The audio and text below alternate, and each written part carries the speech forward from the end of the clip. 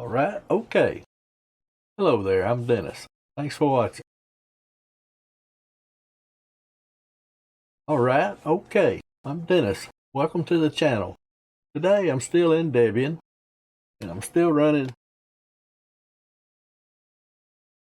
the T3500 with Debian Bullseye. And what I'm going to do is just show another couple tips that I've learned on the way here. And I told you you'd learn things as you went in Xfce, and now I'm finding out in Debian as well. So I found out that mplayer was not installed by default. So I had to install that, and it's sudo apt install mpv. Now, mpv is a front end for mplayer and smplayer. And also I included in my install mplayer, smplayer, and vlc. But now mpv player works, and let's see how that does here. Let's go and open up a file manager. Let's go to our user, share, go down to the S's, find some sound, and let's go speech dispatcher. Now, we open up a terminal, and first time I tried this, it wouldn't work. And you can type the command in, or the directory path. You can type all that in, but you can just do this as well. It'll play. It seems your speech that out. But the first time I tried it, it wouldn't play, so I had to install it, or I installed mpv player so that I could have that at my discretion. It's handy. Sometimes you need it, or you can use it. You don't need it, but sometimes it's handy to use. And it makes for a good application to put a startup or login sound in your auto session and startup config.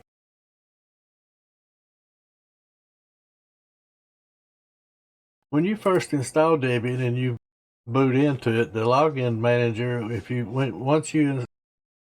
when you install Debian, the Xfce version of that, the login manager is not going to be too configurable. This actually will be down in the bottom, and you'll be with this same screen, only with the login stuff in the center here. So I wanted to configure mine, and come to find out lightdm-gtk-greeter-settings was not installed. So if you install those, or if you install that, then you can go open up a terminal, paste that command in there, and all of a sudden now you can configure your login window, what you'll see when this screen right here. You can change the theming, the icons, the font size, fonts themselves. You can select to use that background, or you can solid color like I did here. You can select a default user image, which I did here. And got all kind of options. Panel, you can add stuff to the panel. Here's the clock format, which you'll see, which is military time or 24-hour time. Windows position, you can just left click and drag it anywhere in the window you want it. Under miscellaneous, now this has got where you can use Orca, which is a on-screen reader, a scriptable on-screen reader. Let me see if I said that right. Scriptable screen reader. So yeah, I did read that right. All right. And once you get through, the biggest thing is hit save right there. Close it on out. And then when you log out the next time, you'll be able to, or log in the next time, you'll have this set up the way you want it. However, I wasn't happy with that, because as a security measure, I understand that the username would not be included. But I want mine included because I'm on a single user computer. I want my name in there. Otherwise, if I was in an office and several people would use this, I would want them to put their username in there. So I totally get that. I did find this article, and I'll make sure this gets in the description below. It's from the wiki Debian.org or org, and it tells you how to put your name in there, username, and there's several ways you can get to it. I'll just, since I'm not going to change anything, if you want to do it in a terminal, you can open up a terminal and type in Etsy lightdm-conf, and then here under seat, yes, under seat, I'm going to scroll down because this is a good ways. Did I go too far? Oh no, I didn't go far enough. That's a good ways down. Under seat, right up there. This will be commented out, or this will be uncommented session lightdm-gtk-greeter, and that's what you'll be greeted with. But if you want your name in there, uncomment, this one will be commented. Remove the octothorpe, close it and save it out, and the next time you log in, this will be what you see. Your name or user. So I thought that was pretty nice.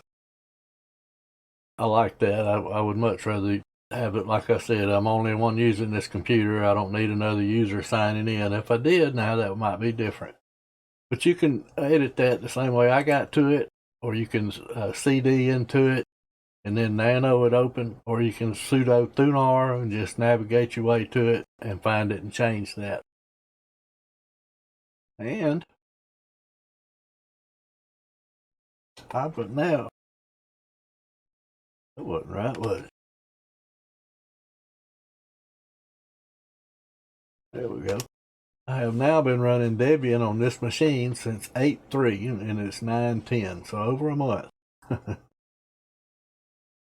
And you can find out the same thing with System Profiler and Benchmark. Just go to Boots.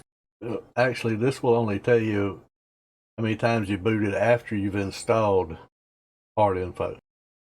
So that's not quite as good. Okay, the next issue or thing that I wanted to talk about was swappiness. Now, I heard a lot about swappiness back when I first started into my Linux journeys. I don't hear so much about it anymore. And I found a website right here, howtogeek.com, and I've used their pages quite a bit. He tells you what it is, and then he tells you that's not true. So he wants to know, he even tells you right here, they're going to prove it. So if you go to this link and you follow this down, it makes a really good argument about you really don't need to worry about swappiness.